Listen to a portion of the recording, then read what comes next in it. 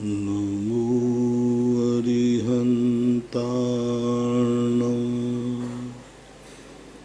नमो सिद्धाणं नमो आयर्याणं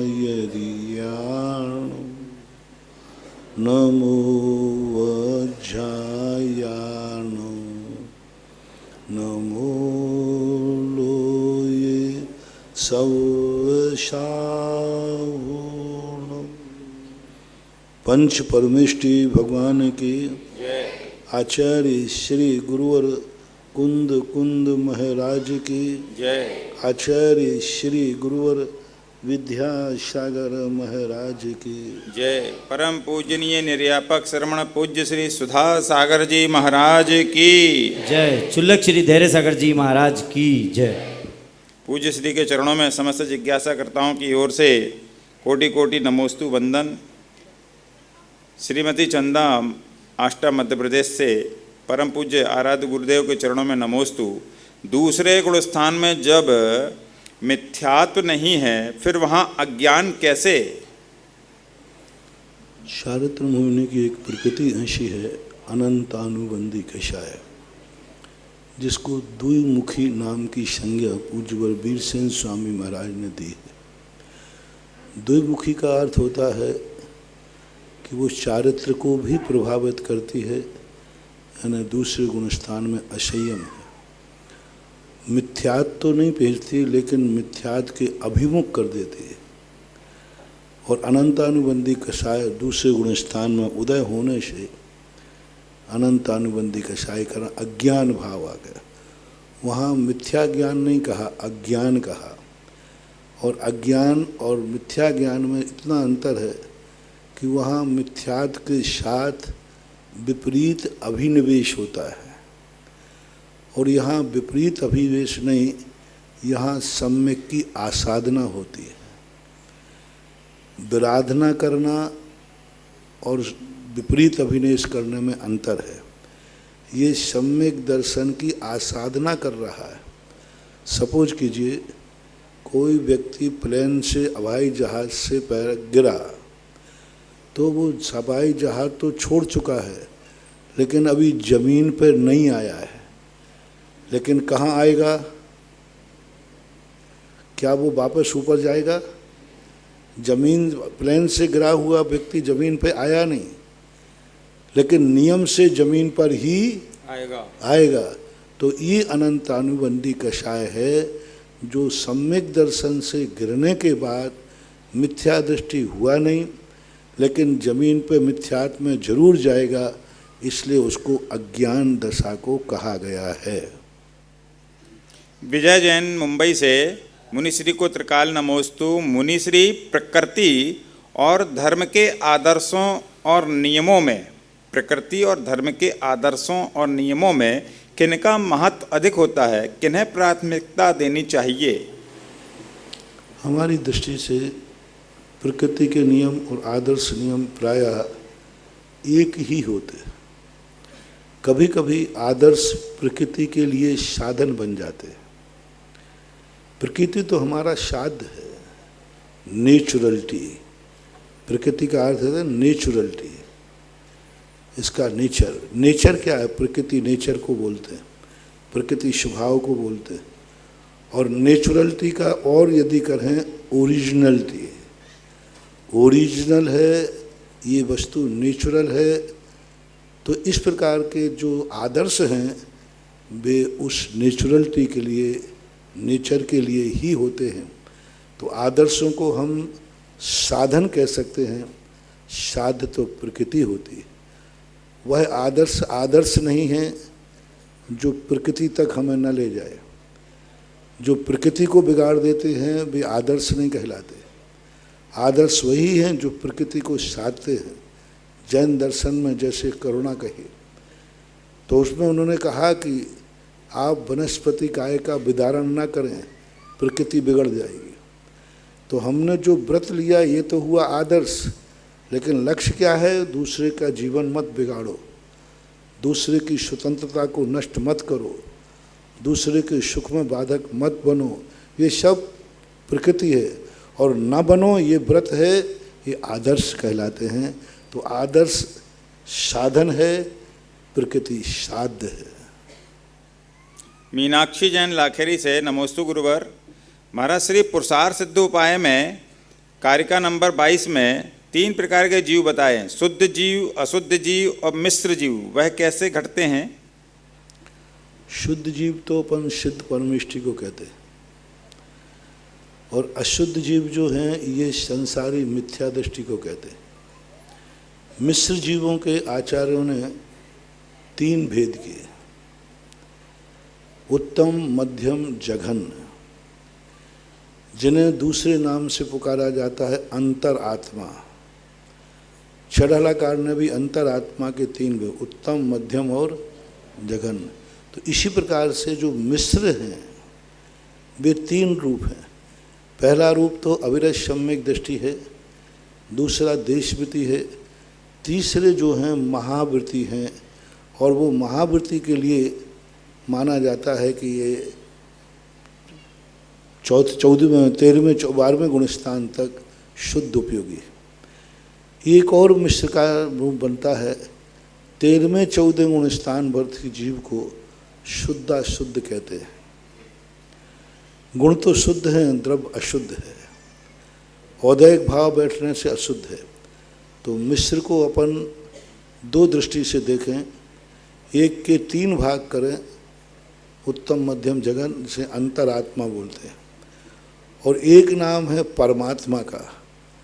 परमात्मा कोई 2 भेद हैं, सकल और निकल परमात्मा।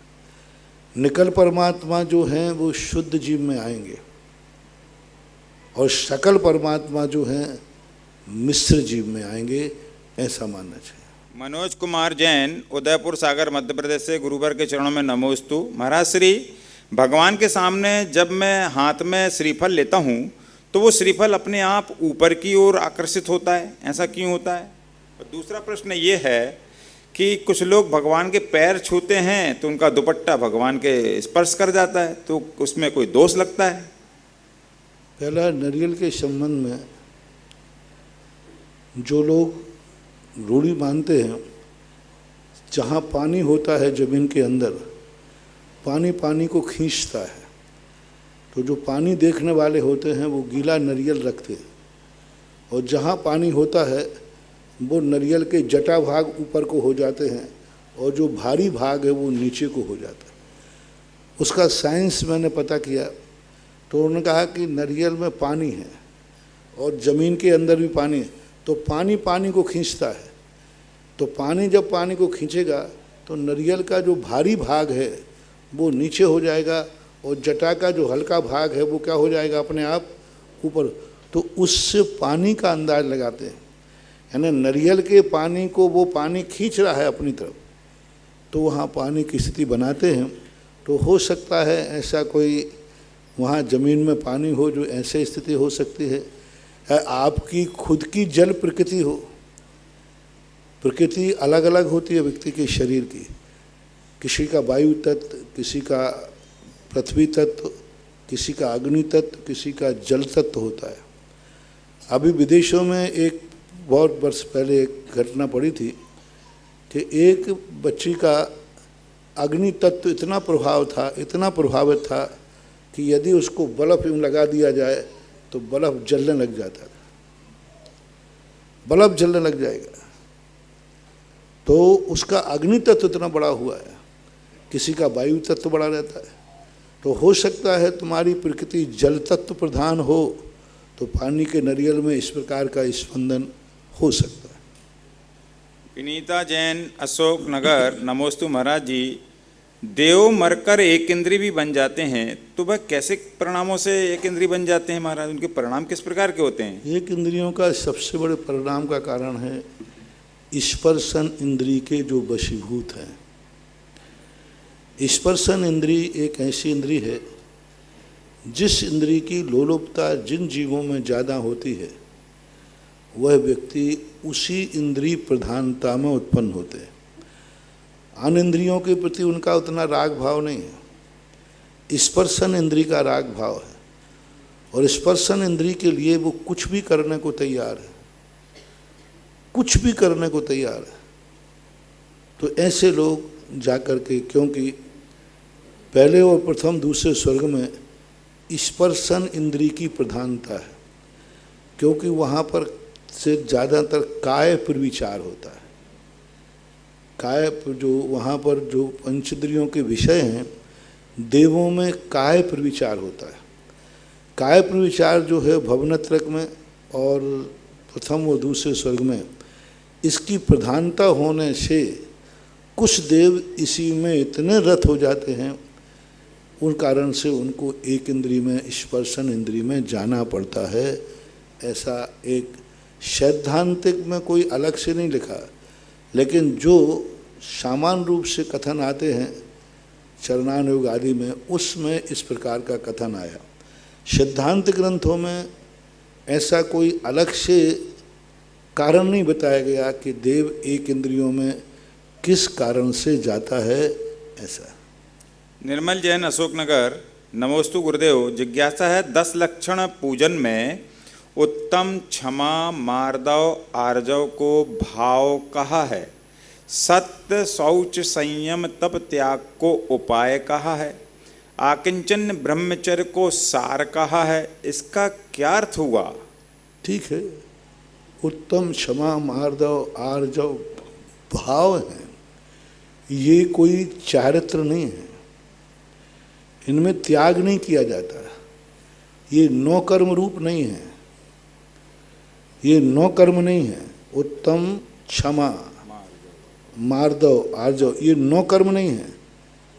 क्षमा धारण करने के लिए हमें किसी वस्तु का त्याग नहीं करना, मान के लिए हमें कोई वस्तु का त्याग नहीं करना। ये वस्तु त्याग देने से क्रोध नहीं आएगा, ये वस्तु त्याग करने से हमें मान नहीं आएगा, इस वस्तु को त्याग करने से हमें मायाचारी नहीं आएगी। ये तीनों जो धर्म हैं नौ कर्म के निमित्त नहीं है, नौ कर्म का त्याग इसमें नहीं होता, ये अपने परिणामों से होता है। शौच धर्म जो है लोभ का प्रतीक है, उसमें त्याग किया जाता है, वो नौ कर्म से संबंध रखता है। तो ये जो नौ कर्म जहाँ तक हैं त्याग उपाय हैं, तो जहाँ जहाँ जो धर्म नौ कर्म के त्याग से प्रकट होता है उनको उपाय कहते हैं। तो उसमें लिया उन्होंने उत्तम शौच, सत्य, संयम और त्याग और आकिन, तो ये सब। और वो जो सार है अंतिम जो ब्रह्मचर्य व्रत के दिया वो सार है, उसी के लिए भाव और उपाय थे। तो इस प्रकार से भावनात्मक परिणाम कोई त्याग नहीं। क्रोध करने के लिए कौन सी वस्तु का त्याग करें कि क्रोध ना आवे? बताओ, कोई त्याग नहीं। कौन सी वस्तु त्याग करें कि मान नहीं आवे? त्यागने के बाद भी आते मायाचारी भी इसी प्रकार। लेकिन लोभ भाव जो शौच भाव है, इसके लिए कहा शरीर है, इसके प्रति अपना राग भाव छोड़ो। उत्तम शौच सागर के जलसों शुचि कीजिए, इसके भाव छोड़ो। लोभ कषाय में नौ कर्म हैं, धन दौलत आदि हैं सब। ये लोभ जो है नौ कर्म के अधीन होता है। धन दौलत आदि, धन धान आशी आदि जो हैं ये सब नौ कर्म प्रधान हैं, निमित्त प्रधान हैं, ऐसा मानना चाहिए। दिशा जैन आगरा से, नमोस्तु महाराज जी। युवा वर्ग धार्मिक क्रियाओं में अग्रसर रहना चाहता है तो कई अन्य लोग व बुजुर्ग हमारा प्रोत्साहन नहीं करते और हीन कर देते हैं, मनोबल कम कर देते हैं। गुरुदेव, हम ऐसे में अपने मन व विचारों भावों में कैसे नियंत्रण रखें? उनकी वाणी पर ध्यान न देते हुए हमें कैसे धार्मिक कार्यक्रमों में आगे बढ़ना चाहिए? ओ छोकरो, तुम्हारा मनोबल धर्म क्षेत्र में बड़े लोग तुम्हारे हतोत्साहित करते हैं। संसार के कितने कार्यों में तुम्हें बड़े लोग हतोत्साहित करते हैं, उसमें तुम हतोत्साहित नहीं होते? आपके बड़े बुजुर्ग कितने लोग हतोत्साहित करते, गुटखा मत खाओ, फिर हतोत्साहित हो जाते कि प्रोत्साहित? क्या बहाना बनाते हो बाबू? हैं? कितने लोग हैं तुम्हें संसार के गलत कार्यों के लिए हतोत्साहित करते हैं, नीच कहते हैं। अब क्या क्या कहते हैं तुम्हारा बाप, वो तुम्हें मालूम, मैं नहीं बोल पाऊंगा। जब तुम कोई गलत कार्य करके आते हो तो पिताजी कैसे शब्दों का प्रयोग करते भाई?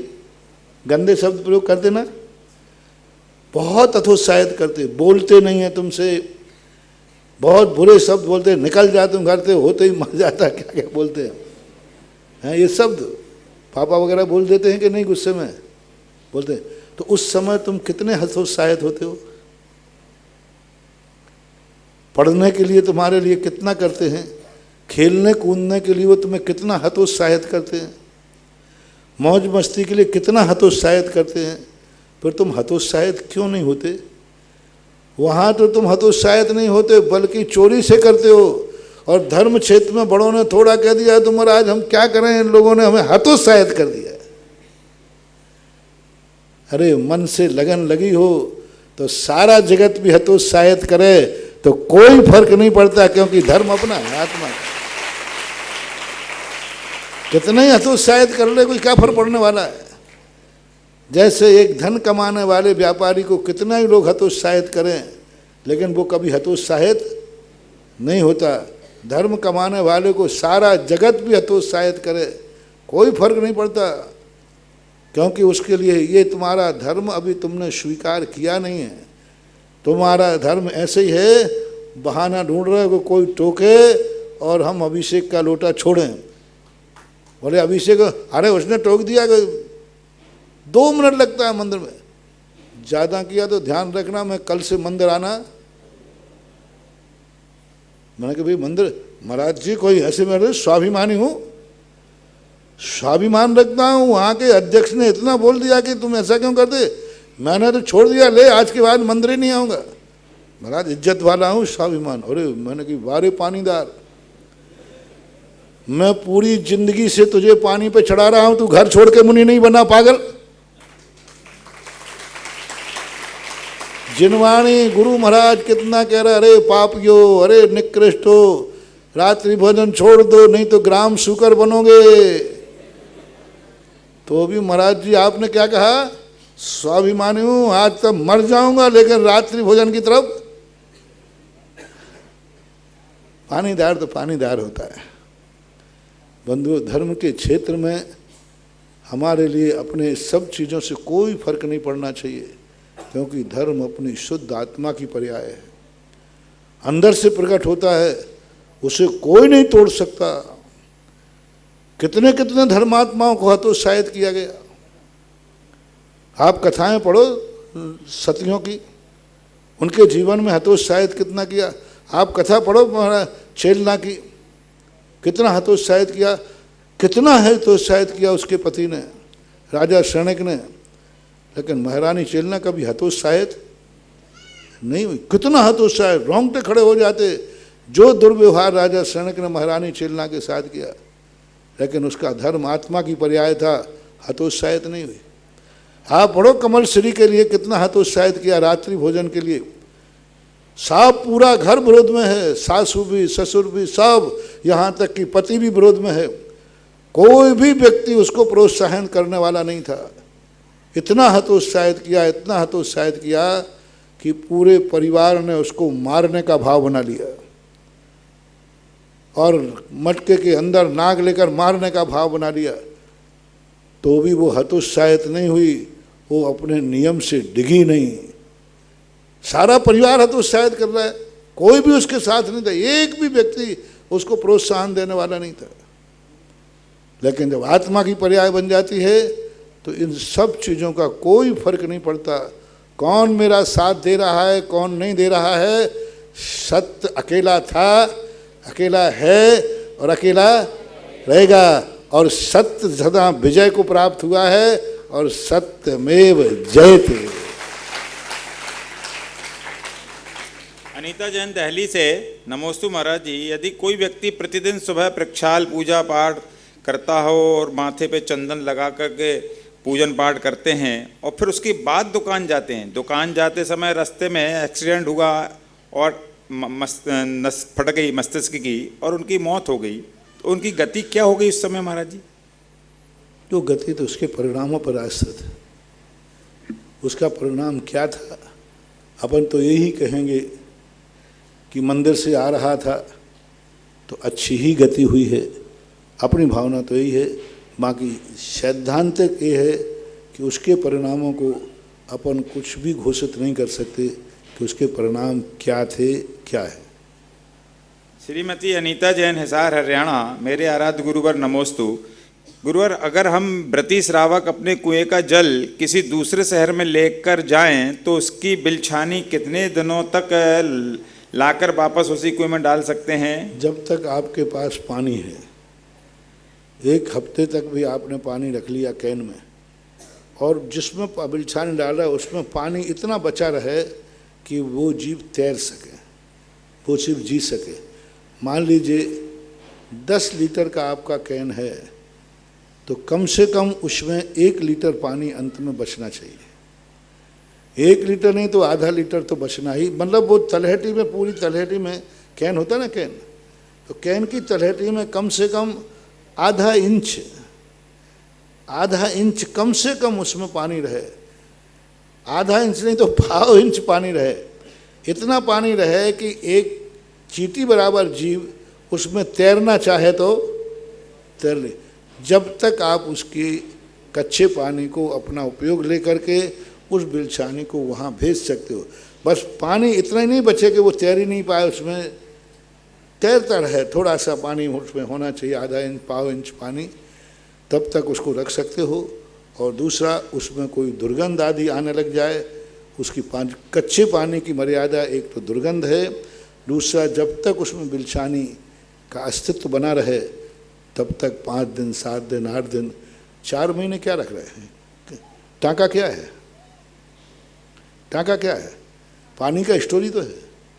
पानी को रख लेते हैं, बिलछानी अपन उसी में डालते जाते हैं। कई लोग तो बरसात के पानी की टंकी भर के रख लेते हैं, स्टील की टंकी आदि भर के रख लेते हैं, और महीने, 2 महीने, 4 महीने, तो पूरे साल भर तक चलता है। साल भर तक चलता है, पानी को सुरक्षित कर लेते हैं। कई ब्रह्मचारी त्यागी वृत्ति बरसात के पानी को इकट्ठा करके रखते हैं और वो पीते और रखते हैं, पूरा साल भर चलता है पानी।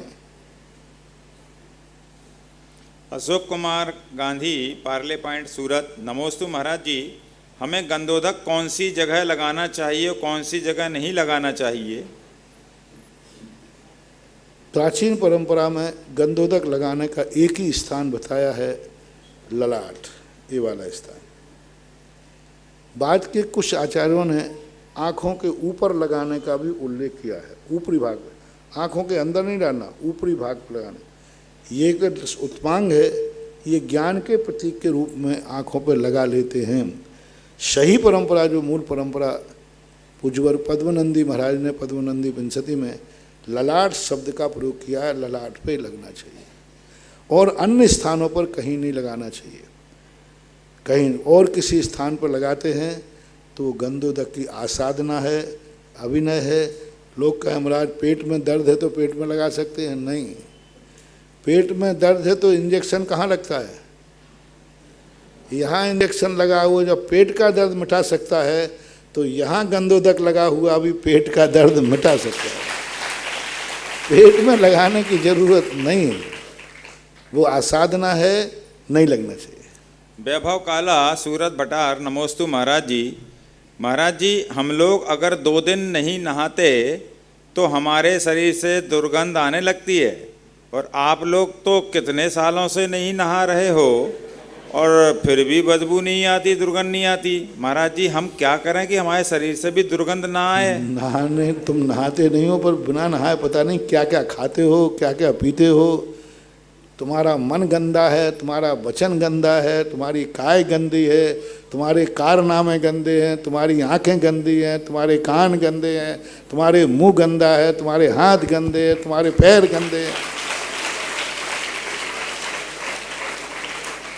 तुम्हारा अड़ोसी गंदा है, तुम्हारा पड़ोसी गंदा है, तुम्हारा दोस्त गंदा है, तुम्हारा अब क्या क्या कहें, वो सारी गंदगी रहती है, इसलिए गंध आती है। हमारा सब कुछ पवित्र है, मन भी पवित्र, वचन भी पवित्र, काया भी पवित्र, आँख भी पवित्र, कान भी पवित्र, मुंह भी पवित्र, हाथ भी पवित्र, पैर भी पवित्र, हमारा अड़ोसी भी पवित्र, पड़ोसी भी पवित्र।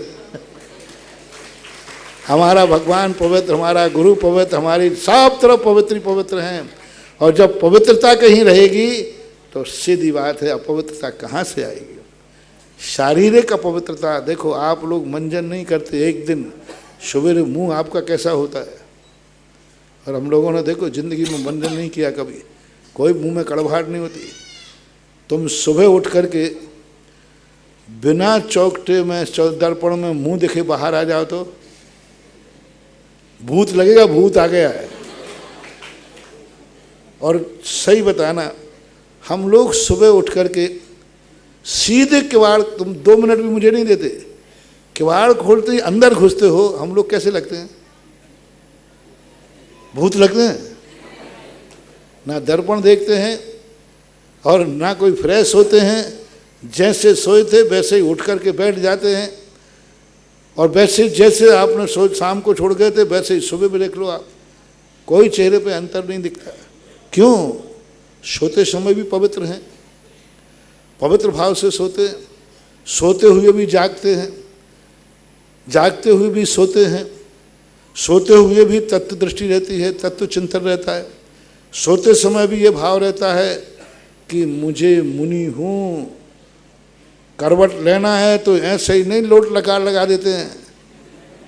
देखो पवित्रता देखना, रात में सो रहे हैं, पहली बात तो करवट लेंगे ही नहीं, अब नींद में करवट ले रहे हैं, नींद में ये भाव आ गया, करवट लिया, इधर कोई चींटी हुई तो अब करवट लेने के लिए पीछे देखते हैं, और पीछे देखकर पूरे शरीर पर पीछे लगाएंगे और उस पर लगाएंगे, तब कहीं करवट बदलते हैं। इतनी पवित्रता से तुम सो तो तुम भी ऐसे ही शुद्धि का रूप बन जाएगा। उषा जैन झालावाड़ से, नमोस्तु महाराज जी। महाराज जी, मंदिर जाने के लिए शरीर शुद्धि की जाती है, तो क्या उसी प्रकार मुख की शुद्धि भी जरूरी है? क्योंकि मुख से बदबू बहुत आती है, और उपवास के दिन भी क्या मुख शुद्धि करके ही जाना चाहिए? देखो मुख शुद्धि के 2 रूप हैं। यदि आप खाते पीते रहे, शाम को खाना पीना करके सोए हो, तो आपको सुबह शुद्धि करना पड़ेगी। लेकिन जो एकासन उपवास किया है, एकासन किया है कल का, या कल का उपवास किया है, तो सुबह मुख शुद्धि करने की जरूरत नहीं है। वो जो मुख से थोड़ी बहुत दुर्गंध आती है वो हीट के कारण आती है, वो अशुद्धि के कारण नहीं। क्योंकि कई लोगों का मुख शुद्धि कैसे करें? क्योंकि उपवास से पालना करके मुख खोलेंगे। आपने 10 लाख क्षण पर्व के शिविर में देखा होगा, सारे शिविरार्थी सुबह मंजन करके अभिषेक करते हैं कि बिना मंजन के? मंजन तो कब करते हैं? जब भोजन को जाएंगे तब करेंगे। कोई जरूरत नहीं, मुख शुद्धि अंतरंग शुद्धि, अंतरंग मुख की शुद्धि करने की जरूरत नहीं। यदि कुछ खाया पिया नहीं है, मुंह में अन्न पानी कोई नहीं गया है, तो अंतरंग मुख सदा शुद्ध ही रहता है। आपका जो देखना, आपका जो अपने मुंह में थूक होता है ना, जब तक मुख में रहता है इसमें कोई जीव नहीं पड़ते। 24 घंटे मुख गीला रहता है कि नहीं? 24 घंटे रहता है, लेकिन उसमें जीव नहीं है। अब यही थूक यदि बाहर फेंक दोगे ना, थूकोगे, तुरंत जीव पड़ जाएंगे, असंख्यात जीवों की उत्पत्ति होती है। यही थूक, यही नासिका का मल, कफ आदि, ये बाहर आते ही असंख्यात जीव की उत्पत्ति होती है। और जब तक अपने शरीर के अंदर रहते हैं इनमें जीवों की उत्पत्ति नहीं होती है। इसलिए मुख शुद्ध ही रहता है यदि खाया पिया नहीं है तो। राजीव जैन शिवरार्थी, अमरपाटन, मेरे गुरुवर को नमोस्तु। महाराज श्री, मोड़े वाली गति 4 समय से पूर्व अर्थात 3 समय तक क्यों होती है? चौथे समय में क्यों नहीं होती? क्योंकि जरूरत नहीं है। पूरे 3 लोक में कहीं भी स्थान में जाना है, 3 मोड़े में उसका मंजिल पूरी हो जाती है। अब चौथे की जरूरत ही नहीं है, तो इसलिए जरूरत नहीं। और 3 मोड़ी वाले जीव की बहुत कम लोग हो जाते हैं, बहुत कम। पंचम स्वर के यहाँ, जो ब्रह्मलोक के यहाँ जो लोक का जो बात वलय पढ़ते हैं, उन अंतिम बात वलय में जब जीव को उत्पन्न होना होता है तब 3 मोड़ा लेता है निष्कुट स्थान। बाकी जितने स्थान हैं 3 लोक में प्रायः 2 मोड़े से ही काम चल जाता है। तृष्णाली के अंदर जो जीव जन्म लेते हैं वे तो नियम से 2 मोड़े से ज़्यादा लेते ही नहीं हैं। वो तो उससे पूरे 3 समय लगते ही नहीं उनको, तो काम उतने में हो जाता है ऐसा। अभिषेक जैन, अहमदाबाद, गुजरात। नमोस्तु महाराज जी। महाराज, श्री मूलनायक भगवान की वेदी पर क्या विधिनायक भगवान का भी होना आवश्यक है? क्या एक साथ होना जरूरी है? नहीं, कोई जरूरी नहीं। कोई दोष तो नहीं लगेगा अलग अलग वेदी पर? नहीं, कोई दोष नहीं। रमेश काला, हैदराबाद। निर्यापक मुनिवर के चरणों में कोटि कोटि नमन। जैन समाज के जितने भी गोत्र हैं उनकी कुलदेवी सबकी अलग अलग है, तो ये कुलदेवी भी क्या शासन देवी देवता की तरह अमान्य है या मान्य? क्योंकि जैन आज दर्शन में, समझ गया मैं, जैन दर्शन के अनुसार किसी जैनियों की कुलदेवी नहीं होती। कोई कुलदेवी, आप लोगों की कुलदेवी जब भी मानी जाएगी कि आप पहले जैन नहीं रहे हो और आप जैन से जैन बने हो। तो आपने जब अजैन से जैन बन चुके हो तो वो कुलदेवी ही खत्म हो गई। अब जैसे एक कन्या है, ससुराल जाती है तो ससुराल के बाद पीहर का कुल नहीं चलेगा, वहाँ का कुल चलता है। जब तुम परिवर्तन करके जैन हो गए, जैन दर्शन में, जैन धर्म किसी की भी कुल देवी नहीं होती। कोई भी आगम में वर्णन नहीं है, कोई शास्त्र में वर्णन नहीं है।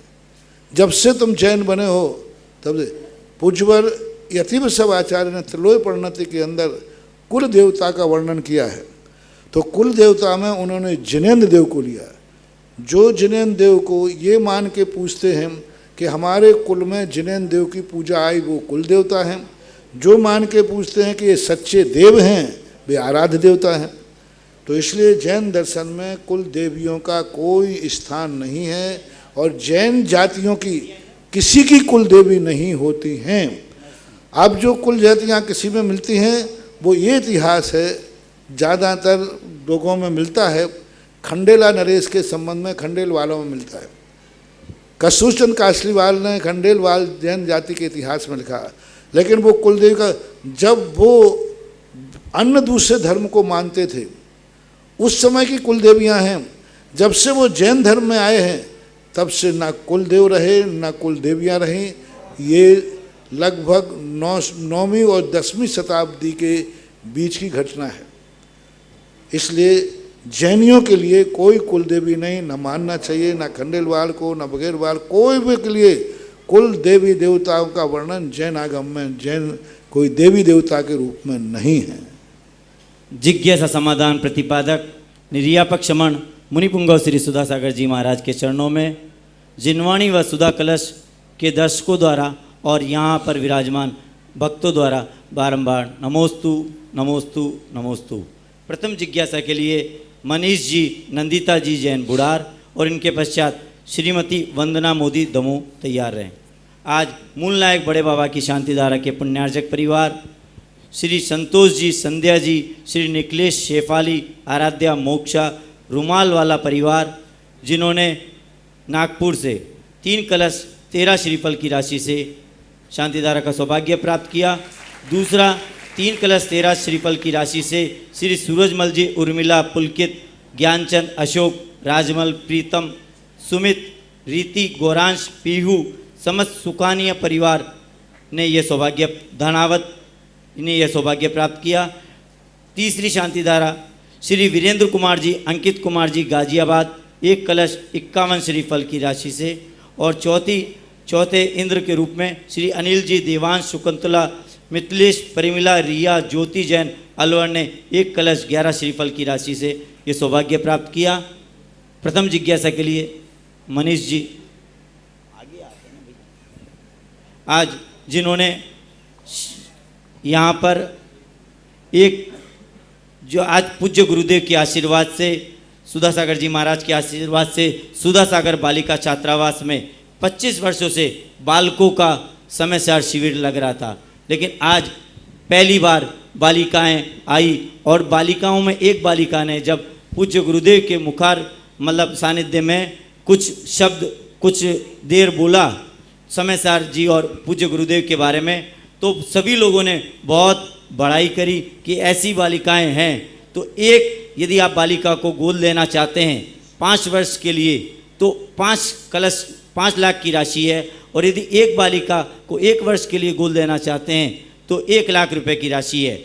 और ऐसे ही सुधा सागर बालिका छात्रावास जो एक नई बिल्डिंग बन रही है पूज्य गुरुदेव के आशीर्वाद से, 5 माले की बिल्डिंग जो पूरी तरह आधुनिक होगी, सभी सुविधाएं उनमें होगी, ऐसी उसमें 1 मंजिल की राशि 1 कलश 151 कलश की राशि से 151 कलश की राशि 1 मंजिल की है। पूरे परिवार का आपका नाम आएगा। और यदि आपको 1 कमरा अपने परिवार की तरफ से करना हो तो उसकी राशि 6 कलश की राशि है। और आज जिन्होंने बालिका का सुनकर एक नाम आया, डॉक्टर PN जैन, सीमा प्रांजल, डॉक्टर तोशिता जैन, टाटा हॉस्पिटल मुंबई से।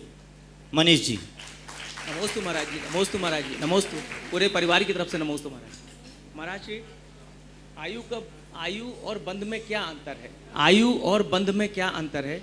पहले आयु का बंध होता है या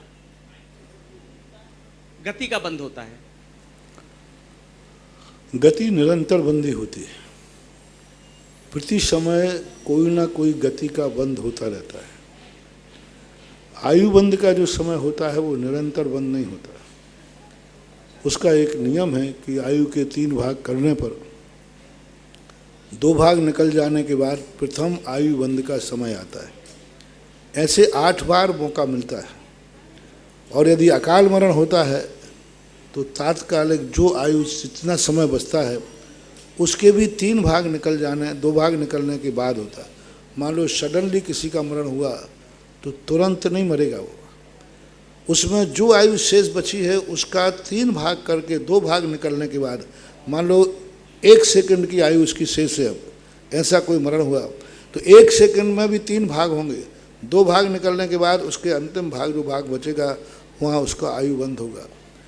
अंत में पूज्यवर नेमिचंद महाराज ने असंक्षेपाध्य काल कहा। 8 कालों में यदि आयु का बंध नहीं होता है तो अंत में जब मरण करने के लिए कुछ समय पूर्व उस समय आयु का बंध हो जाता है। ऐसे आयु बंध और गति बंध में बहुत अंतर है।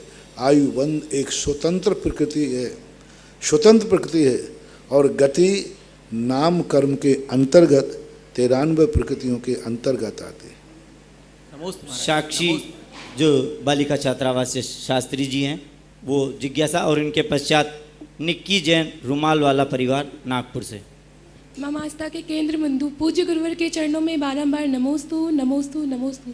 गुरुवर, मेरी जिज्ञासा ये है कि केवली शब्द उसको हम केवल ज्ञान के रूप में, मतलब जिसको केवल ज्ञान होता है उसके आगे हम केवली शब्द लगाते हैं, लेकिन जो शुद्ध केवली होते हैं उन्हें तो केवल ज्ञान नहीं होता, फिर उनके आगे केवली शब्द क्यों लगाया जाता है? कृपया समाधान करें। केवली शब्द का ज्ञान के क्षेत्र में अर्थ है पूर्णता का नाम केवली।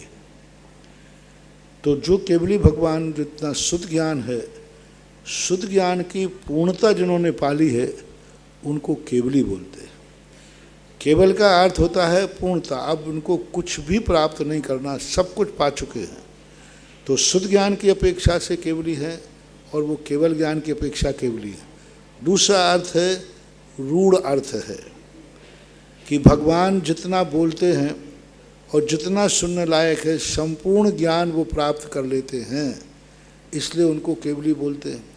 तीसरा रूढ़ अर्थ है, उनको भी केवली कहते हैं। ये संज्ञावाचक शब्द है। निक्की जी जैन, रुमाल वाला परिवार, और इनके पश्चात वंदना जी। पूज्यवर गुरुदेव को बारंबार नमोस्तु नमोस्तु नमोस्तु। सारे परिवार का नमोस्तु महर्षि। महर्षि, मेरी जिज्ञासा है कि सुकमाल स्वामी का जन्म मुनि महाराज के आशीर्वाद से हुआ था, इसके पीछे का क्या रहस्य है? किनका? सुकमाल स्वामी का जन्म मुनिराज के आशीर्वाद से हुआ था, इसके पीछे का क्या रहस्य है? मैंने तो कहीं पढ़ा नहीं।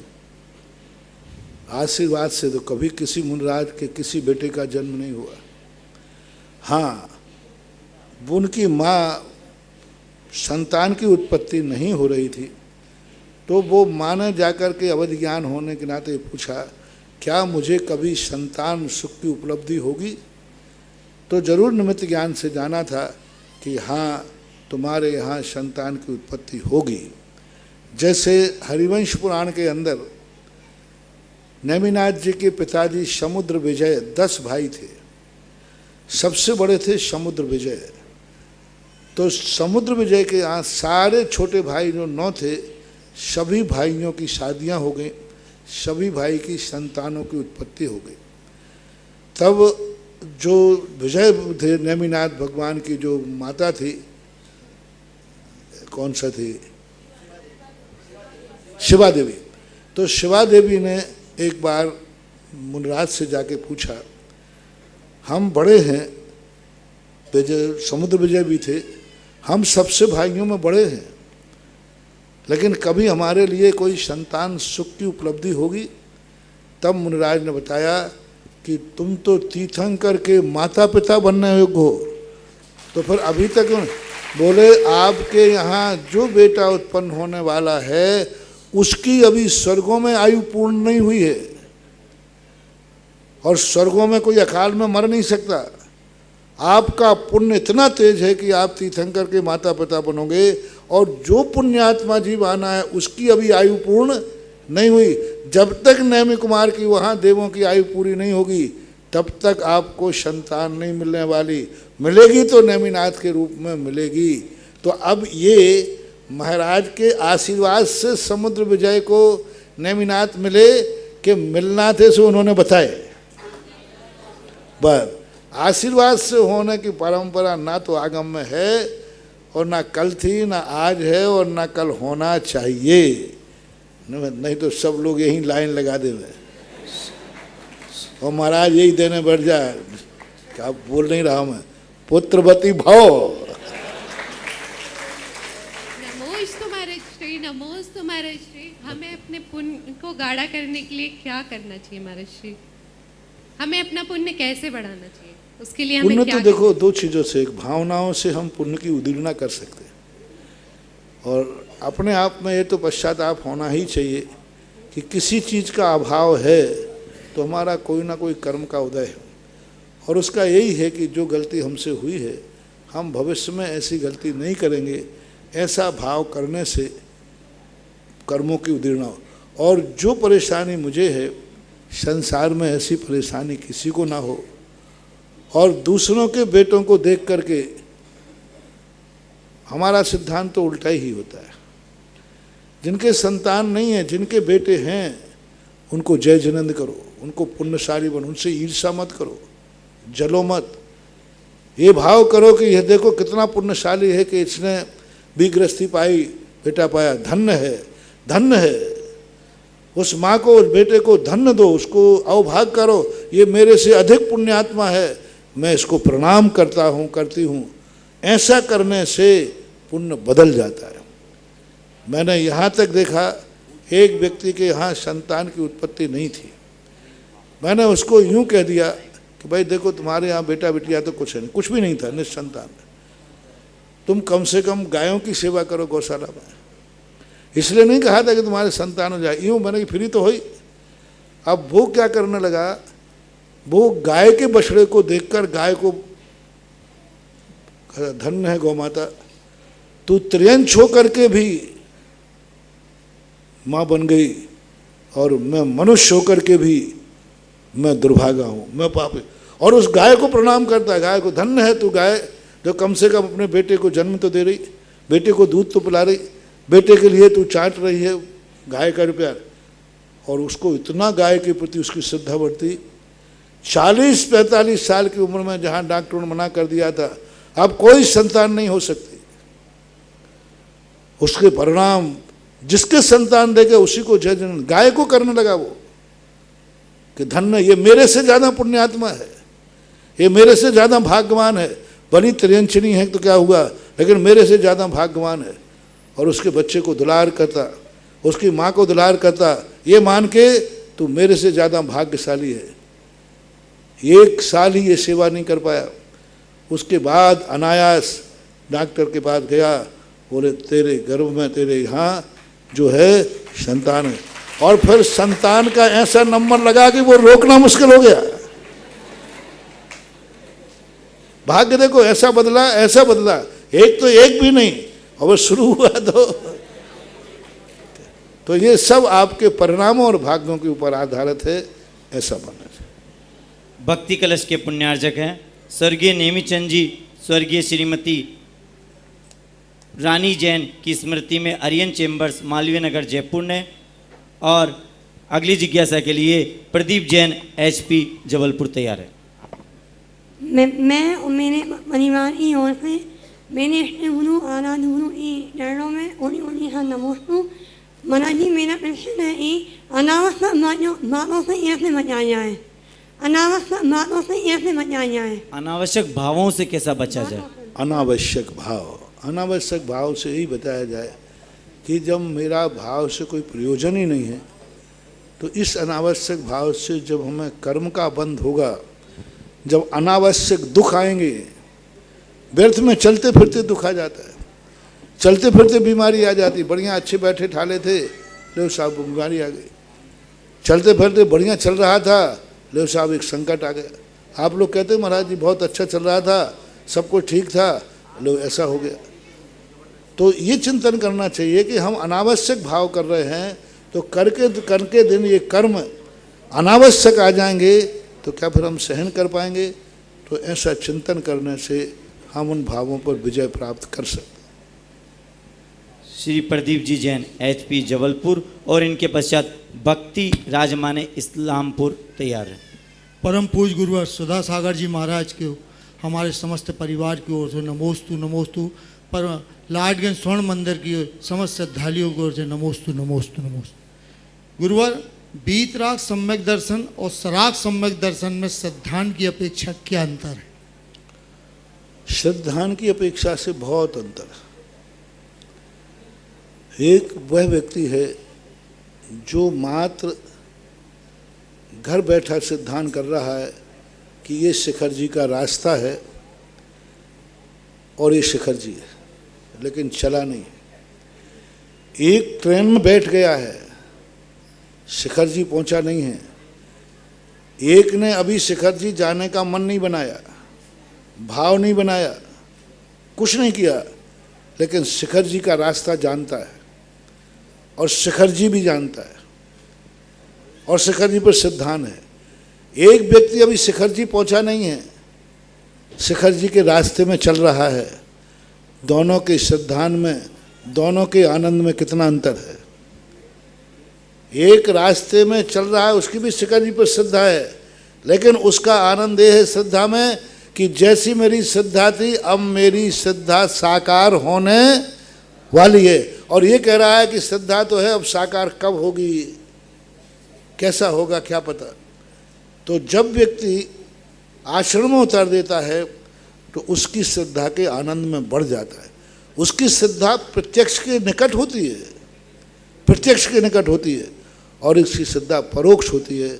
दोनों के पूज्यवर गुणभद्राचार्य ने आत्मानुशासन में सम्यक दर्शन के 10 भेद किए, और 10 भेदों में उन्होंने अलग अलग सम्यक दर्शन का स्वरूप बताया।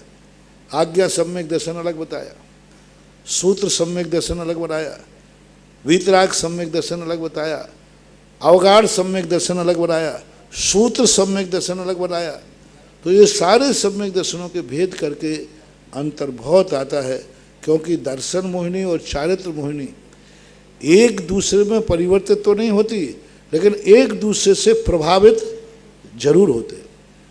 दोनों का एक दूसरे, दर्शन मोहिनी चारित्र को मिथ्या कर देती है, और दर्शन मोहिनी के अभाव में चारित्र सम्यक हो जाता है। देखिए, दर्शन मोहिनी के अभाव में, तो ये सारे एक दूसरे के हैं। चारित्र के माध्यम से सम्यक दर्शन में हीनादिकता आती है। इसका सैद्धांतिक प्रमाण ये है, पूज्यवर वीरसेन स्वामी महाराज ने लिखा कि जैसे जैसे सम्यक दर्शन में हीनादिकता आती है, ऐसे यहाँ से अवधि ज्ञान हीमान होता है, वर्धमान। हीमान और वर्धमान सम्यक दर्शन के संबंध में पूज्यपाद स्वामी ने भी सर्वार्थ सिद्धि में कहा कि हीमान कैसे, जैसे जैसे सम्यक दर्शन गुणों में हीनता आती है, अवधि ज्ञान हीन हो जाता है। सम्यक दर्शन आदि में वृद्धि आती है, तो सम्यक अवधि ज्ञान बढ़ता है। दूसरा प्रमाण पूज्यपाद स्वामी ने लिखा सम्यक्त वर्धनी क्रिया। सम्यक्त वर्धनी क्रिया जो है, इसका अर्थ है कि सम्यक दर्शन भी वृद्धि को प्राप्त होता है। 25 क्रियाओं में एक क्रिया को लिखा, चैत्र पूजा आदि को, ये सम्यक्त वर्धनी क्रिया है। इससे सिद्ध है कि सम्यक दर्शन भी हीनादिक होता है, ऐसा आगम प्रमाण से जानना चाहिए। गुरुवार थोड़े एक शंका और है। प्रदीप एक दो महाराज जी, दिवाली आ रही है कि भगवान को पूर्व दिशा और उत्तर दिशा में मुख किए होते हैं, पर जब हम घर में दीपावली को पूजन करते हैं तो भगवान का मुख किस दिशा में और हमारा मुख किस दिशा में होना चाहिए? घर की पूजा के समय फोटो होते हैं, अब फोटो की आपकी अपनी सुविधा अनुसार बैठ जाना चाहिए, क्योंकि उसमें अलग अलग स्थानों के अलग अलग हैं। यदि आपकी सुविधा अनुसार जहाँ होता है, क्योंकि इसमें कोई शास्त्रीय प्रमाण नहीं मिला, इसलिए घरों के संबंध में आप अपनी सुविधा के अनुसार देख लेना चाहिए। आदिनाथ भगवान के भूगर्भ विस्तार का कार्य पूज्य गुरुदेव के आशीर्वाद से प्रारंभ है। इनमें कुछ नाम आए: स्वर्गीय नेमीचंद जी, रानी जैन, शशि बिंदल, सीए पवन जैन, श्रीमती उमा जैन रुचि, एकता जैन मालवीय नगर जयपुर ने 7 शिला के साथ पुण्यार्जन किया है। दूसरा अपूर्वा जैन, अशोक कुमार जी, विनोद कुमार जी, प्रसन्न कुमार मोदी अशोकनगर वालों ने 5 शिला के साथ, और जिज्ञासा के लिए भक्ति राजमाने, और इनके पश्चात अशोक जी जैन पाठशाला संयोजक रूठियाई तैयार है। नमोस्तु गुरुदेव, नमोस्तु नमोस्तु नमोस्तु। पुण्यानुबंधी पुण्य क्या होता है? पुण्य के कर्म के उदय से जो वस्तु प्राप्त होती है, उसको पुण्य में ही लगाने का भाव आना, वो पुण्यानुबंधी पुण्य। सपोज कीजिए आपको आँख मिली है, पुण्य कर्म के उदय से या पाप कर्म के उदय से? पुण्य कर्म के उदय है ना। अब ऐसा भाव आना, हे भगवान, इन आँखों से कभी मैं बुरा ना देखूं, अच्छा ही देखूं, तो समझ लेना चाहिए आँखों जो हैं ये पुण्यानुबंधी पुण्य है। कान पुण्य से मिले, इन कानों से बुरा न सुनूं, ऐसा जो भाव आना, ये पुण्यानुबंधी कान है। ये मुख में वाणी मिली, हे भगवान मेरे मुख से कोई गलत शब्द ना निकले, ये पुण्यानुबंधी पुण्य मुख है, जीभ है, आदि आदि। धन आया है, 1 लाख रुपया तुम्हारे पास बचा है, हाथ पर रख करके देख लेना, 1 लाख रुपया बचा है, क्या करूं इसका? मन कहे 1 लाख रुपये करे, चलो मौज मस्ती करने चलते हैं, चलो कहीं घूमने चलते हैं, चलो कभी ऐसो आराम करते हैं। ये क्या है? 1 लाख रुपया बचा, वो पुण्य से बचा, और भाव क्या आ गया? पाप करने का। तो ये पाप। अब 1 लाख रुपया बचा है, तो उन्होंने कहा जब बचा ही है तो क्यों ना चलो किसी तीर्थ क्षेत्र की वंदना करें, चलो किसी तीर्थ क्षेत्र पर दान दें, चलो किसी अस्पताल में दान दें, चलो किसी छात्रावास में बालक बालिकाओं के लिए अपन सहयोग करें, चलो किसी कारण से अपन इसको धर्म में खर्च करें। ऐसा भाव आना, ये पुण्यानुबंधी पुण्य। पुण्य से 1 लाख रुपया बचा और तुमने पुण्य में लगाने का भाव आया, तो ये सब में लगा लेना, धन में, दौलत में, परिवार में, मकान में, आँख कान नाक, जो चीज़ें पुण्य से मिली हैं उनसे पुण्य करने का भाव आना पुण्यानुबंधी है, और पाप करने का भाव आना पापानुबंधी पुण्य है, ऐसा माना। अतिशयकारी आदिनाथ भगवान के समक्ष आदिनाथ भक्तामर विधान के पुण्यार्जक परिवार है श्री सुरेश चंद जी, अशोक कुमार जी, संतोष कुमार जी, दिनेश कुमार जी, जितेंद्र कुमार जी, रविंद्र कुमार जी, शैलेंद्र कुमार, हिमांशु, अंकित रूठियाई गुना परिवार ने यह सौभाग्य प्राप्त किया है। दूसरा नाम आया श्री अशोक कुमार जी, विनोद कुमार जी मोदी, प्रसन्न कुमार, नवीन, भावना मोदी, ठेकेदार परिवार अशोकनगर ने, और श्रीमती रेखा जैन, अमन जैन ने सोने की अंगूठी का श्री अशोक जी जैन पाठशाला संयोजक रूठियाई, और इनके पश्चात C2 जैन हैदराबाद तैयार है। मेरे गुरुवर परम पूज निर्यापक श्रमण मुनि पुंगम सुधासागर जी महाराज की श्री चरणों में रोटियाई जैन समाज एवं पाठशाला परिवार और मेरे परिवार का कोटि से नमोस्तु नमोस्तु नमोस्तु। महाराज श्री, मेरी जिज्ञासा है बृहत कथा कोश से भाग 1 में मैंने पढ़ा था, लिखा है उसमें अपात्रे रमते नारी गिरो बरसती राघवा लुब्ध मास रहते लक्ष्मी प्राज्ञा प्रायण निर्धनम। पर्ची ऊपर क्या पूछना चाहते हैं आप? पूछना बता ऐसा दो। मतलब आप शुद्ध उच्चारण नहीं कर पा रहे, आप भाव बताओ क्या पूछना चाहते हैं इसमें? अपात्रे रमते नारी गिरो बरसती राघवा। क्या पूछना चाह रहे हैं आप? बोले मतलब ना। ऐसा क्यों होता, मतलब कि पहाड़ों पर वर्षा अधिक होती है और मतलब इसमें लिखा है कि और आप मतलब आप स्पष्ट नहीं बोल पा रहे, क्या पूछना चाहते हैं आप? शुद्ध बोले। पर्ची C2 जी जैन, इंदौर। पहाड़ों पे बरसात ज्यादा होती है और बुद्धिमान व्यक्ति गरीब क्यों होता है? बुद्धिमान व्यक्ति गरीब क्यों होता है?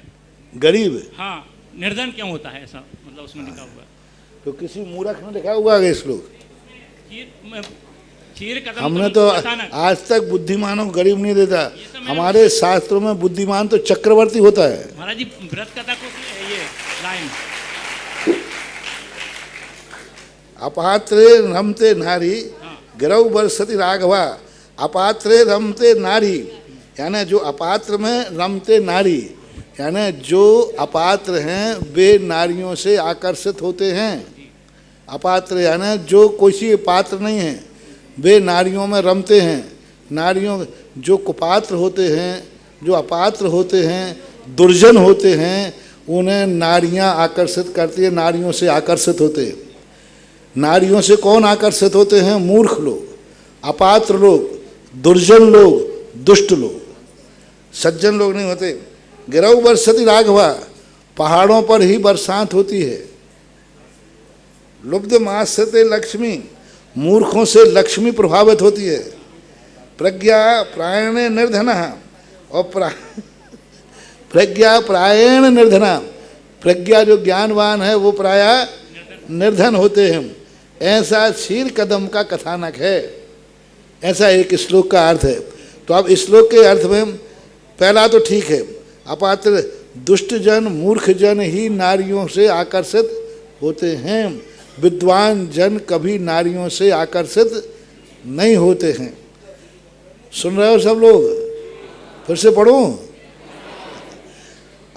मैं नहीं बोल रहा हूँ, श्लोक बोल रहा है भाई, ध्यान रखना। अपात्र रमते नारी, अपात्र में जो है, अब समझ लेना, जब जब तुम नारी के प्रति तुम्हारा आकर्षण बढ़े, तुम्हारा मन भावे, आंख उठे, तो अपने आप को अपात्र दुर्जन दुष्ट मानना चाहिए, क्योंकि सज्जन के नहीं होते। बरसती राघवा, पहाड़ों के ऊपर बरसने का कारण है वन। अकेले पहाड़ खाली पहाड़ होने में नहीं, वन पहाड़ ऊंचे होते, इनके वृक्ष होते हैं। तो जो बादल होते हैं, बादल टकराने से बरसते, तो बाहर जब टकराते हैं तो फिर उनमें बरसात शुरू हो जाती है। इसलिए उनका तो एक प्राकृतिक नेचुरल है। लुब्धा मास्यते लक्ष्मी, मूर्खों के लक्ष्मियाँ होती हैं। ऐसा नहीं होता है, ये तो किसी ने लिख दिया। हमारे यहाँ सरस्वती और लक्ष्मी दो सौतन नहीं हैं, दोनों बहनें हैं और सदा से एक के साथ रही हैं। हमारे शास्त्रों के अनुसार सबसे ज़्यादा जाति में देवताओं के पास लक्ष्मी भी है और सरस्वती भी है। सबसे ज़्यादा देवताओं के पास लक्ष्मी और सरस्वती दोनों होती है। और इधर संसार में भी बड़े बड़े चक्रवर्तियों के पास लक्ष्मी भी है और सरस्वती भी है। अब ये बात अलग है कि निर्धन ही सरस्वती पढ़ेगे। कोई यदि धनवान विद्वान बने और फिर निर्धन हो जाए तो कहीं बात अलग है। अब निर्धन ही पढ़ेगा तो इसलिए, बाकी ऐसा होता नहीं, क्योंकि वो जिस ढंग से लोग कहते हैं वो उन्हीं के वो निर्धन थे और निर्धन बन करके उनको एक सरस्वती का सहारा ले लिया तो बदनाम सरस्वती की कर दी, वो ही कर्महीन थे, ऐसा मानना चाहिए। बाकी ये ठीक है। नमस्ते महाराज जी। नमस्ते C2 जी जैन और इनके पश्चात शास्त्री ईशान जैन तैयार हैं। इस पंचम काल में तीर्थंकर स्वरूप तीर्थंकर रूप मुनि श्री के चरणों में मेरे परिवार की तरफ से बारंबार नमोस्तु नमोस्तु नमोस्तु। मुनिश्री, मेरा प्रश्न यह है, एक माँ तीर्थंकर को जन्म दे सकती है, तो मैं ऐसे कौन से नियम और धर्म का पालन करूं कि मेरी कोख में आने वाला वो जीव भी तीर्थंकर हो, ताकि वह अपना और सर्व जगत का कल्याण करे। अगर गर्भ संस्कार के समय मेरे जीवन में कोई कैसी भी विषम परिस्थिति आती है, तो मैं कैसे समता को धारण करूं? इसके लिए एक आध भव में तीर्थंकर जैसे बेटे नहीं मिलते, 10 भव की साधना होती है।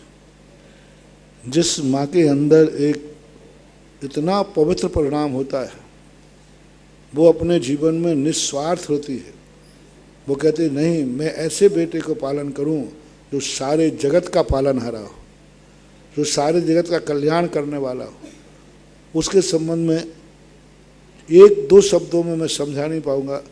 बहुत बार हम प्रवचन देते हैं, पंच कल्याणक में गर्भ कल्याणक और जन्म कल्याणक के प्रवचन सुना करो, देखा करो कि एक माँ बनने के लिए कितने कितने प्रकार की पवित्रता होती है। कुल मिलाकर के उसके मन में एक ऐसा पवित्र भाव आए, जगत कल्याण की भावना है, अपने स्वार्थ की भावना नहीं आए कि बेटा हो जाए तो हमारे बुढ़ापे में काम आ जाए, बेटा हो जाए तो हमारी सेवा शुश्रूषा हो जाए, बेटा हो जाए तो हमारा कुल चल जाएगा, बेटा हो जाएगा तो हमारी वंश परंपरा चल जाएगी, बेटा हो जाएगा तो हम माँ बन जाएंगे। नहीं, मेरे यहाँ बेटा हो, वो मुझे अपना कुल नहीं चलाना है, संसार को चलाने वाला हो, जगत कल्याणी हो। मेरे कोई स्वार्थ नहीं। मेरे एक भी तीर्थंकर अपने माता पिता के बुढ़ापे में काम नहीं आए, क्योंकि उसके पहले ही उन्होंने दीक्षा ले लेते हैं। तो उनके मन में ये भाव नहीं आना चाहिए कि अब मेरे वृद्धावस्था में आप लोग बेटों को जन्म देते हो स्वार्थ से। अपना निजी स्वार्थ होता है कि हमारा बेटा हो जाए तो हमारा घर चल जाए, कुल चल जाए, वृद्धावस्था में काम आ जाए, राजपाट, ऐसा भाव आता है। तीर्थंकर की माता को ऐसा भाव जन्म जन्मांतरों में नहीं आता। एक हमारे यहाँ पद्म पुराण में कहानी आती है कि मैं एक मुनिराज को देख करके एक मन के महिला में भाव आया कि मैं ऐसा क्या पुण्य करूं कि मेरी कोख में जितने बेटे जन्मे सब मुनि बने और मैं मुनियों की मां बन करके जीऊं। उसने निदान किया, उसने घर पालन के लिए नहीं, मुनि बने मेरे सारे बेटे, ऐसे भाव होते। कुंद स्वामी की माँ ने जब बचपन में थी तो क्या भाव करती थी, नव दिगंबर जनवर को उसको नग्न उठाती थी। हे बेटा, जैसे मैं तुझे नग्न अवस्था में देख रही हूँ, यही अवस्था एक दिन में मुनि के रूप में देखूं। शुद्धोसी बुद्धोसी निरंजनोसी। पद्म पुराण के अंदर एक मंदालसा नाम की माता का वर्णन आता है। मंदालसा का वर्णन, क्या उसने भावना का है कि मैं हे दिगंबर नग्न बेटे को देखकर, यही मुद्रा है यथाजात मुद्रा, वो दिन कब आएगा जब मैं तुझे एक दिगंबर मुद्रा के रूप में देखें। तो बहुत बड़े परिणाम है इसमें। जिनवाणी चैनल ने जिज्ञासाओं को देखते हुए 20 मिनट का समय बढ़ाया है, उनको बहुत बहुत साधुवाद। और ईशान जैन और इनके पश्चात संजू जैन नरसिंहपुर तैयार है। मुनिश्री के चरणों में बारंबार नमोस्तु नमोस्तु नमोस्तु। महाराज श्री, एक प्रश्न था, जरायुज अंडज पोतानाम गर्भः, तो इसमें जो प्रथम गर्भ के 3 भेद में जरायुज बताया है, उसका दूसरा नाम प्रसेन भी कहा जाता है। और जो 13वें कुलकर हुए हैं, उन्होंने प्रसेन को काट कर और उसका उपाय प्रजा को बताया था, इसलिए उनका नाम प्रसेनजित पड़ा। तो उसके पहले भोगभूमि जीव के क्या प्रसेन नहीं पाई जाती थी, और यदि नहीं होती थी तो उनका नाम फिर जरायु जन्म कैसे माने, या पोत माने, या अंडज क्या माने? जरायु जांडज पोता नाम गर्भा। तो जरायुज का जो है, जो जरायुज नाम के मनुष्यों का होता है, तो भोग भूमि की व्यवस्था एक अलग होती है। उनके जब समय गर्भ में रहता है तो वो तो जड़ तो उसके ऊपर रहती है, बिना जिलेटिंग के वह पल नहीं सकता, बढ़ नहीं सकता। लेकिन उत्पन्न करते समय उसको लेकर के नहीं आता उनकी वजह। जैसे तीर्थंकर होते हैं, तीर्थंकर जरायुज हैं, पोतज नहीं है। जरायु जांडज पोता नाम गर्भा, तो पोतज भी नहीं है। मनुष्य का गर्भ कभी पोतज नहीं होता। एक बात, अंडज नहीं होता एक बार। अब रहा मात्र गर्भ जरायु, तो जरायुज ही होते हैं सब। जैसे तीर्थंकर हैं, जब गर्भ में होते हैं तो जरायुज ही होते हैं, एक झिल्ली के अंदर पैक होते हैं।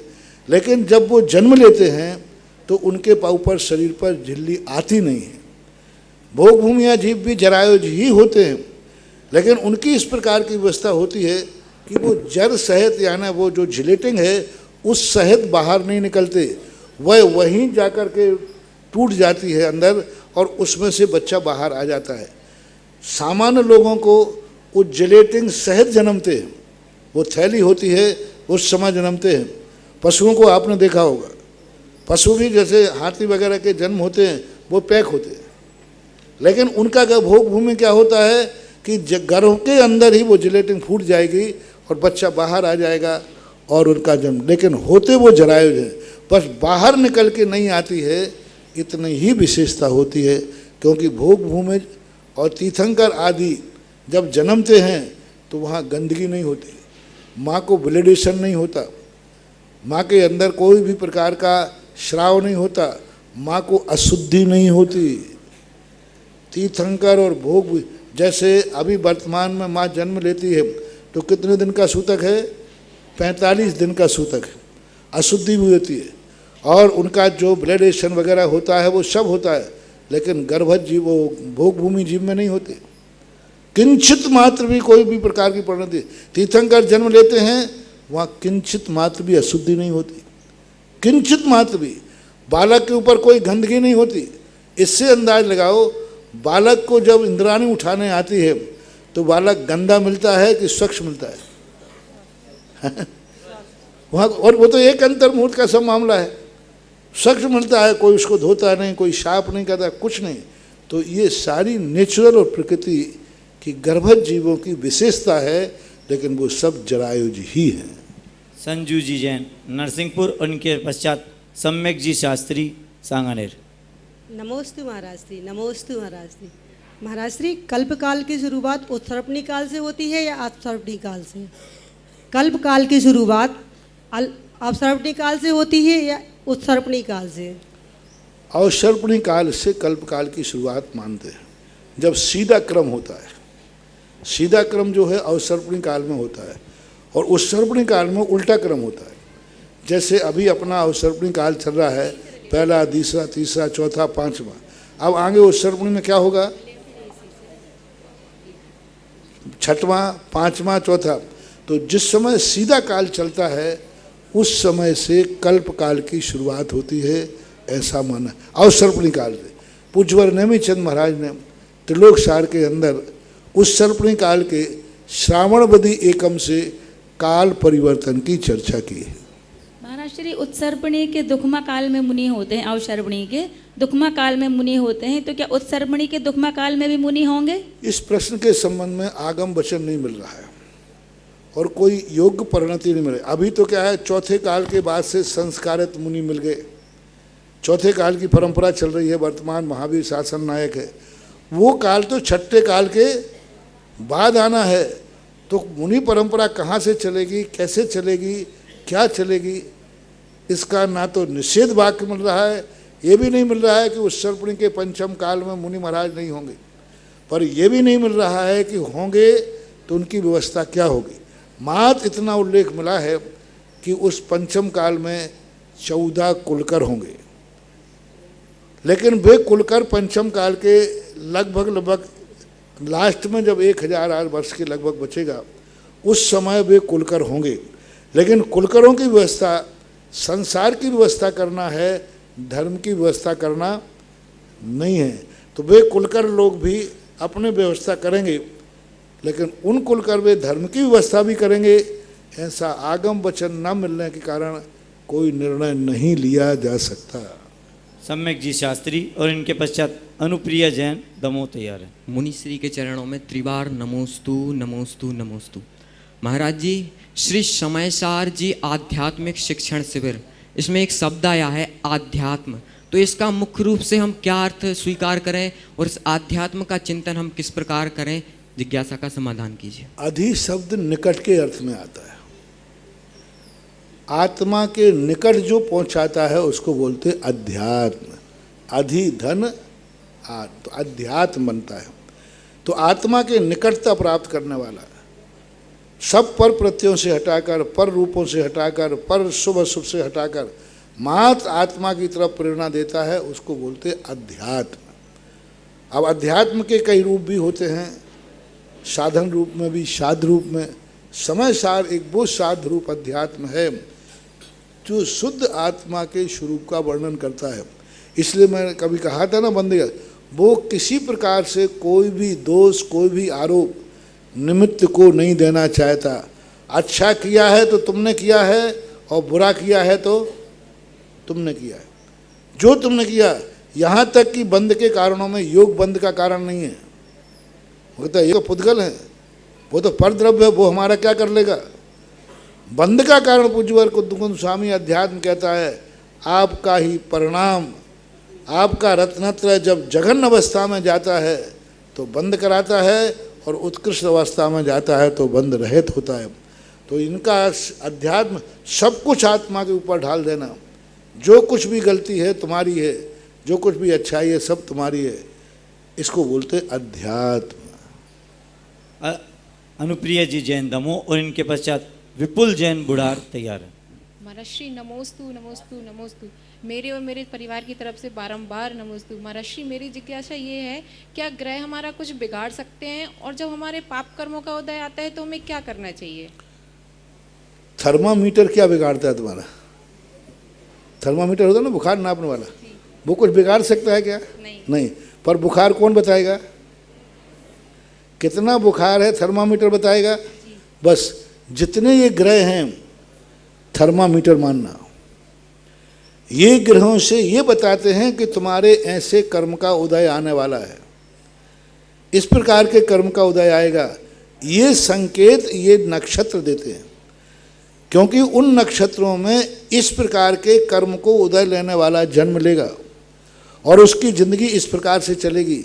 तो ये जांच मशीन है, जैसे तुम्हारे MRI मशीन होती हैं, थर्मामीटर होते हैं, और भी एक्सरा मशीन है। तो एक्सरा मशीन ने पैर तोड़ा है कि एक्सरा मशीन पैर बताता है? उसने तोड़ा नहीं है। तो ये ग्रह जो हैं ये हमारी कर्मों का संकेत है, थर्मामीटर है, एक्सरा मशीन है, ये कुछ नहीं बिगाड़ते। अब तुम कहो कि देखो इस मशीन ने गड़बड़ कर दिया, देखो कितना फ्रैक्चर बता दिया। अरे फ्रैक्चर था सो बताया कि उसने बता दिया था? तो ये कर्म मात्र थर्मामीटर मानना चाहिए। इनकी पूजा नहीं करना, इनकी आराधना नहीं करना, इनसे जान करके कि मेरे अशुभ कर्म का उदय है उसके समन करने के लिए धार्मिक भाव करना चाहिए, धार्मिक अनुष्ठान करना चाहिए। इनके पश्चात तैयार रहेंगे शास्त्री जी भव्या जैन। गुरुवर नमोस्तु नमोस्तु नमोस्तु। गुरुवर, अगर घर का वास्तु किसी कारण से बिगड़ जाता है तो ग्रह स्वामी पर उसका क्या प्रभाव पड़ता है? अब वास्तु का काम ग्रस्तों का ग्रस्तों से पूछें, मुझसे मंदिर का पूछो तो बता दूंगा, ग्रस्तों से पूछो तो गृहस्थी की बात मैं नहीं बता पाऊंगा। पर प्रभाव हर चीज़ का पड़ता है, हवाओं तक का प्रभाव पड़ता है, तो वास्तु ही है। भव्या जी शास्त्री और इनके पश्चात पंडित अनुज जी जैन शास्त्री तैयार है। मेरे पितृतुल्य गुरुदेव के चरणों में त्यौहार नमोस्तु नमोस्तु नमोस्तु। गुरुदेव, आप हमारे सर्वेश्वरवा हैं। मेरी जिज्ञासा यह है कि गुरुदेव, यदि आपके बारे में कोई कुछ कहता है तो मुझे आपके द्वारा बताया गया सूकर के प्रति गुरुदेव की आस्था वाला उदाहरण स्मरण में आता है, और तत्काल उसका प्रतिकार करने की भाव उत्पन्न होता है, और कभी कभी विवाद की स्थिति भी उत्पन्न हो जाती है। तो गुरुदेव, ऐसी परिस्थिति में हम क्या करें? कृपया समाधान तुम्हारा मामला तुम संभालो, हमारा मामला हम संभालो। देखो, हमें ऋषभ देव ने पिछी दी है और तुम्हें ऋषभ देव ने तलवार दी है। हमें ऋषभ देव ने क्या दी है? पिछी दी है। तो हम तो अपनी पिछी संभालें, तुम अपनी तलवार संभालो। पंडित अनुज जी जैन इनके पश्चात तैयार रहेंगी महिमा जी शास्त्री। नमोस्तु महाराज जी, मेरी जिज्ञासा ये है कि आगम हम लोगों को सारी जो हम क्रियाएं करते हैं उसमें सावधानी बरतने की आज्ञा देता है कि आपके द्वारा किसी जीव की हिंसा नहीं हो जावे, आपको ऐसी क्रियाएं करनी है। वहीं सम्यसार जी कह रहा था, आज आप बता रहे थे कि किसी जीव की हत्या हमारे द्वारा नहीं होती, तो फिर 4 हाथ जमीन देखने चलने का क्या प्रयोजन रहेगा? रात भर पीसा, पारे में उठाया। मैंने कितने अच्छा समझाया था बाबू कि देखो, हमने चींटी को बचाया है, 4 हाथ देख के चल रहे हैं, तो हम जीव को बचा रहे हैं कि अपनी ईरिया समिति का पालन कर रहे हैं? ईरिया समिति किसकी है? चींटी की कि हमारी? तो हम तो ईरिया समिति का पालन कर रहे हैं, यानी हम कर्तव्य कर रहे हैं, हम चींटी को बनाने का अहंकार नहीं कर रहे हैं। कुंद स्वामी का ये कहना है। कुंद स्वामी ये नहीं कह रहे हैं कि चींटी को कुचल दो, हम मार ही नहीं सकते।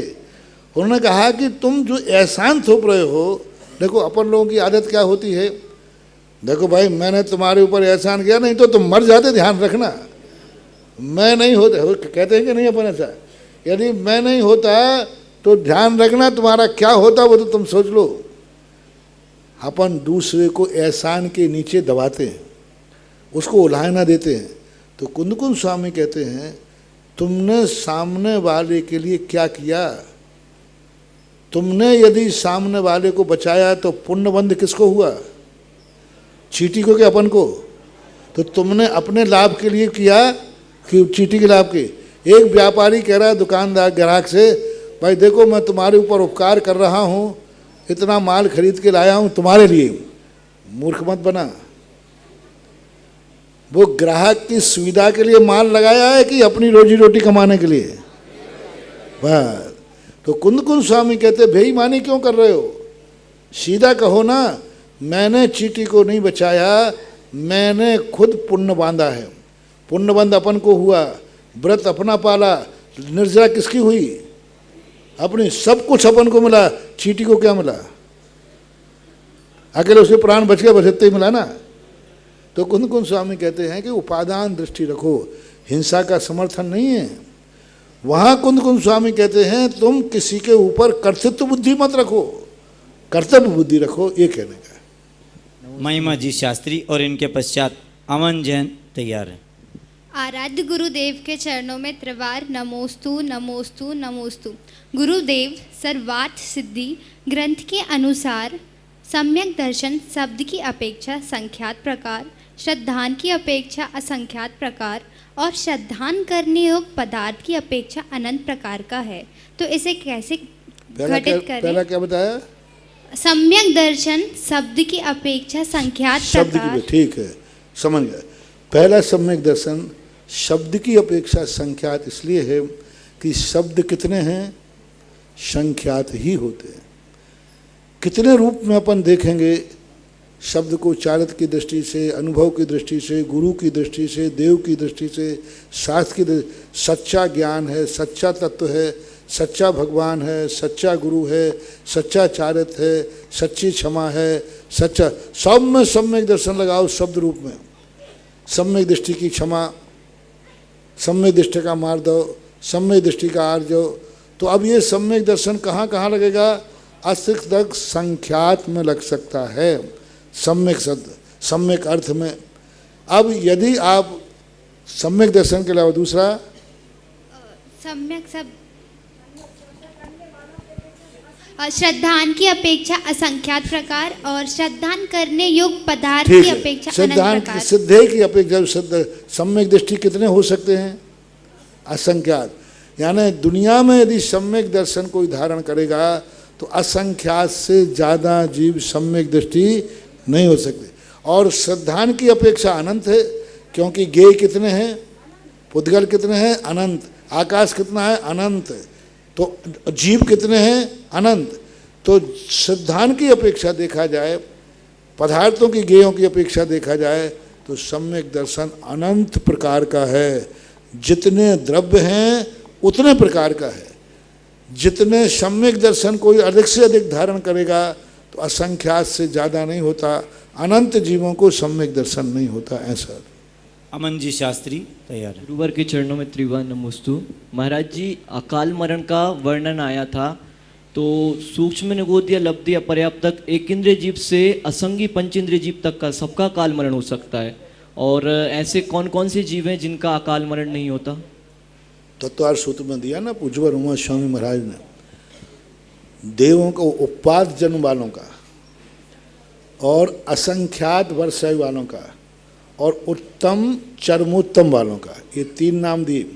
चरमोत्तम तीर्थंकर का, असंख्यात वर्ष वाले भोग भूमि जीवों का, और उपादवर्ध देव और न, इनका अकाल मरण नहीं होता, से सभी का अकाल मरण हो सकता है। सूक्ष्म निगोदिया जीव का भी अकाल मरण हो सकता है। अंतिम जिज्ञासा। अब पूज्य जिनवाणी स्तुति के पहले यहाँ पर पूज्य गुरुदेव की आरती और उसके पश्चात अतिशयकारी आदिनाथ भगवान की आरती और भक्तामर रिद्धि मंत्रों की 48 रिद्धि मंत्रों की आरती का सौभाग्य एक ही बोली के माध्यम से ये तीनों सौभाग्य 5151 रुपया